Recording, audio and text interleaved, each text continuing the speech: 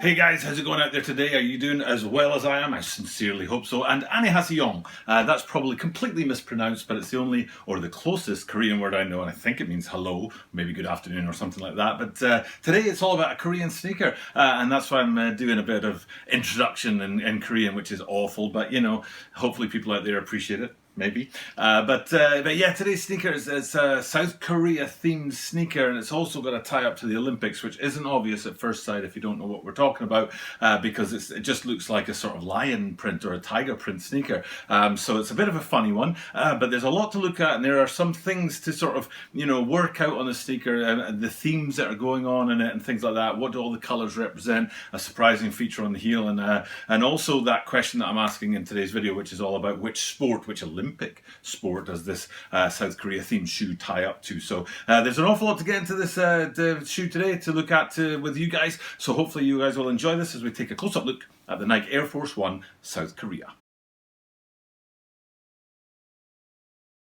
This is the Tokyo Bara 23 Sneaker Channel. Tokyo Bara 23 Sneaker Channelです。毎日アップするので毎日見てください. Every single day from Tokyo, Japan, I bring you content about upcoming sneaker releases, sneaker news, and sneaker reviews. And I think I'm fair to say this actually. I've never thought of this before, but actually I'm pretty sure that South Korea is the closest country to Japan. If you go down to the very sort of southwest corner of Japan, Yamaguchi Prefecture, Shimane Prefecture, I think that's the area down there. They're a very short ferry ride away from the southern tip of South Korea. So I'm pretty sure that's the closest countries. I'm not entirely sure though, because if you went there to say Okinawa, there might be another island, the Chinese island, Taiwanese island, Filipino island, down that way somewhere that's a little bit closer. But basically, our closest neighbours are South Korea. So when a South Korean shoe came along, I thought absolutely there's a huge South Korean community here in Japan. I'd say it's probably the second largest community after, of course, the Japanese domestic community, and then maybe Chinese, but I don't know that for a fact. But there's a huge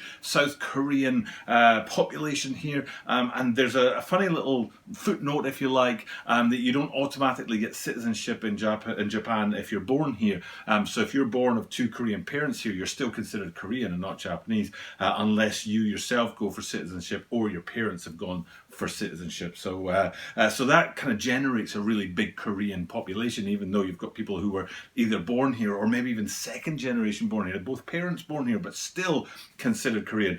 So when I saw this shoe coming up, I thought, you know what, let's get into that. That looks like an interesting shoe. It's tying up with some of my favorite things right now, which is to talk about the Olympics, and of course, like I said, a close neighbor. So it made sense to take a look at this guy. And I'll do what I do at the start of every one of my videos that has a question in the title, and that's answer the question. And today's question is, I couldn't fit it all in the title, but it's really which Olympic sport is this shoe, is this Nike Air Force One South Korea tied to? And the answer to that is, of course, football. Now, I'm saying football because I'm European, and we call the sport that many people call soccer football because there's a ball and you kick it with your football, but maybe you call it soccer out there, but the sport we're talking about is that round ball, 11 players on each side, and you kick it. And the thing is, you've got to know what this is right here. Bang, there's the home and away kits that were designed for the Olympics by Nike. I'm assuming they'll still come out next year because the Olympics have been postponed to 2021, assuming the Olympics do actually end up going ahead.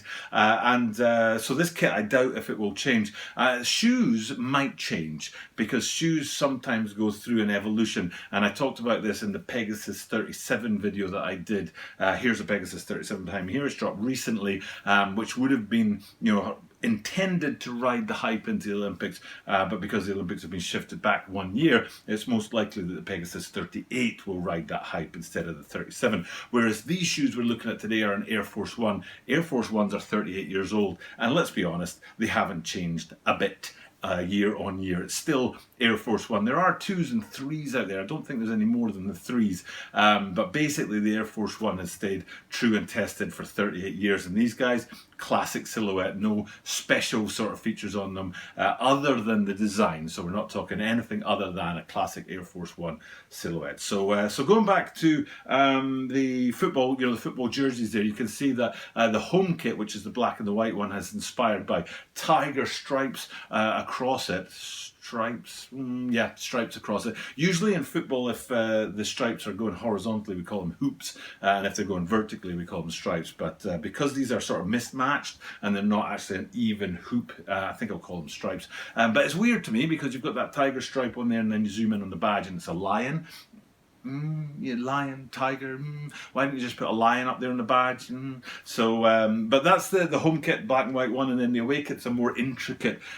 Feels red. To me, but then when we get into the shoe, and we'll pop the shoes back up for a minute here, you can see there's a mismatched effect going on with blue on one foot and pink on the other. So I'm not sure if that's meant to be a pink kit, the jersey is pink, or if this red on the shoe, the pink on the shoe is actually a bit more red. But we'll get into all those details as we look through the main elements on these guys. And it is an issue. It's an issue about which shoes are going to be dropped because the Olympics have been put back 1 year, and which shoes are going to actually drop at the time when the Olympics should have been. So obviously now we're into early June and the Olympics were scheduled for late July, so dropping a shoe right now would have carried that wave into the Olympics. And obviously they decided not to postpone this shoe for 12 months and ride the hype next year. And I talked about that with, I think it was the Breads. I'm not sure. So is it the Kevin Durant Breads? Kyrie Irving.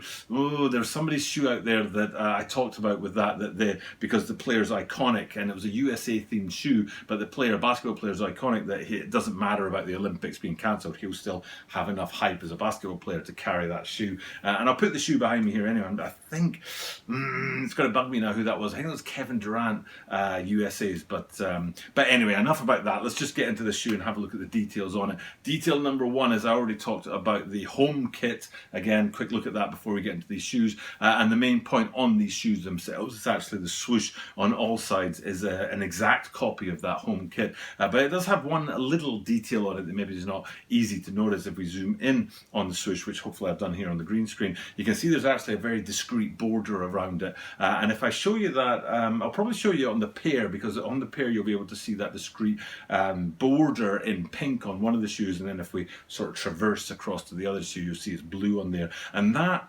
mismatch, alternating colour between the left and the right shoes comes up in quite a few places, and that's kind of maybe the major detail on this shoe is the mismatched pink and blue left and right shoes. So it's not too hard to go from that border on the swoosh up onto the laces. And first things first, I want to go into the pink ones, and we'll get nice and close in there because if we switch it back out to the jerseys, you see the away kit, and it does seem like there's some kind of design complement between the away kit and then back to the laces. And it looks like even in the structure of the laces that it's got that detailing that sort of matches the jersey and with that pink sort of effect. And then across to the other shoe, you'll see it's blue on the other shoe. But the blue, I'm not really sure where that comes from, because the home kit is black and white, and then the away kit is either red or pink. So maybe it's just, I don't know, balance. Maybe they're looking for a boys and girls effect, which is something I don't like. I don't think only girls wear pink and boys wear blue. I don't think that's a stereotype that we need to be sort of propagating in the world right now, or ever. But anyway, so staying with that blue and that pink there, we've got the laces up on top. And then another place to get into is on the bottom. If we go have a look at the outsoles, you can see, I think I've got the blue one up here. I'll, hopefully will. And you'll see it's quite a very translucent outsole on there, very sort of light, sort of very gentle outsole. It's not a deep kind of icy blue. It's much more light and kind of transparent, translucent than the deep sort of icy blues that you'd maybe see on the Jordan line. And then on the other foot, I don't have the outsole, but if we look from the side, you'll be able to see that it's pink on the other foot. So that's a mismatch. So we've got the border around the swooshes, you've got the laces, and you've got the outsoles as being the two major sort of points on that. But then we get into some monochrome branding in three different places that I want to go have a look at. And the first thing I want to do is not too far away from the outsole, is the midsole. Right at the back on Air Force Ones, you usually have an air with a line that wraps around the back of the heel. You do have it here. I think it's interesting that they decided to do that white on white, which I'll be showing you on here. Sometimes that'll be coloured, say, black or blue or whatever, to give it contrast against the midsole. But in the case of these guys, they went with white on white so it doesn't contrast, which kind of surprised me. They could have gone with pink on one shoe and blue on the other, for example, just to add that kind of motif or the narrative of the story of these shoes. But they didn't. So branding wise, midsole, air at the back, white on white. And then another monochrome place, if we go up onto the tongues and have a look down from above, you'll be able to see that there's a lion on there. And again, if I go back to the jerseys and look at the crest, they've updated this. The new thing apparently, that's not what Korea usually would have on their shirts, but they have a lion up there now. And again, I'm a bit because lions and tigers, like, why do you need, they don't go together. In fact, I don't even think they live in the same continent. I think tigers are indigenous to Asia and lions to Africa. I don't even think they ever meet, so it's even more jarring now that I think about it. But that monochrome LeBron lion, maybe, don't know, up there on the top of the tongues is another feature. And then before we get to the last monochrome feature, which might be controversial,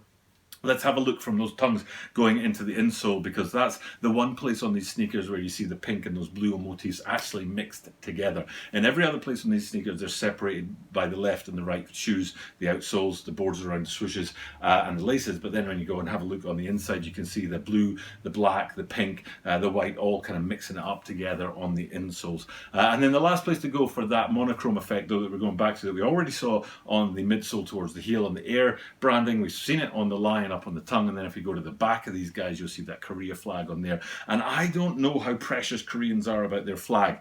I'm not all that precious about national symbols of any kind, but the Korean flag, which hopefully I can put behind me on the screen here, is actually a very red and blue thing, I think I'm right in saying red and blue. I hope I'm not insulting anybody by saying that, but you can see on the heel it's a very monochrome thing that they've went with here, which is kind of surprising given that they've put so much colour in so many other places on the shoe, but that circle, it's almost like a yin-yang circle in the middle, not being in colour is kind of interesting. I think the symbols around the outside, which represent something, I don't actually know what, but those three lines that are actually in different configurations around the circle, there's a lot of people think they're the same, but you'll be able to see on the flag here that they're actually different.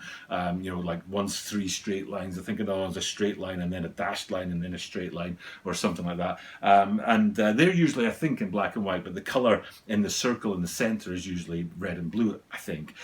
So having that monochrome on here, I'm not sure if Koreans are precious about their flag and would be insulted by them not putting the colour on there, but that's for people to tell me in the comments down below. And speaking of people telling me things in the comments down below, here's the Puerto Ricos. This is actually the second national themed shoe that I've done in the last maybe 2 weeks for Air Force One. The first one being those Puerto Ricos right there, and you can see that they put their flag on the heel towards the heel counter or heel cup on the lateral side, whereas going back to these South Koreas, you can see it's actually right on the heel branding back there, so it's a different placement, but having that flag on there nonetheless. And then if we come back out and have a look at the shoe as a whole, again you can see you see that duality in the features with the blue and the pink to the left and the right shoes, and it's a clean shoe, very similar to the Puerto Ricos, with they were very much just a white Air Force One with a few hits on it.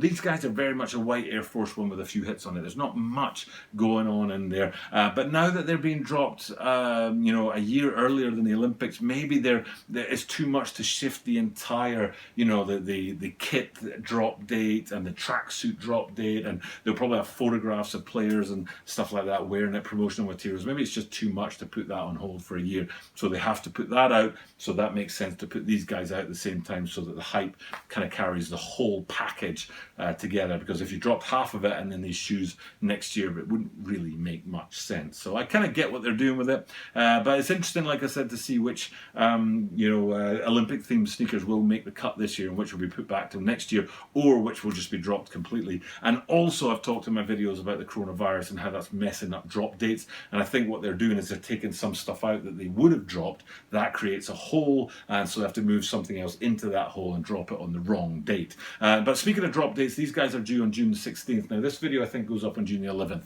so that gives us 5 days before the drop for people to get into them and see where they go. Now if you're from South Korea, I'd be absolutely thrilled if you drop me a comment down below. I've got a few Puerto Ricans telling me about shoes and what I said about their shoe in that video, and I'd love it if anyone from Korea can drop by and tell me what they think of what I've done for your shoe. I'd appreciate that very much. For now though, time for me to do what I do at the end of every video. It's almost 11 o'clock on Wednesday night, and then this video has to go up by 7 o'clock on Thursday, so got to get running and do that. So I'll do what I do at the end of every video, which is say thank you guys for checking out the content, but because I do this every single day, that means that you are guaranteed to see me tomorrow.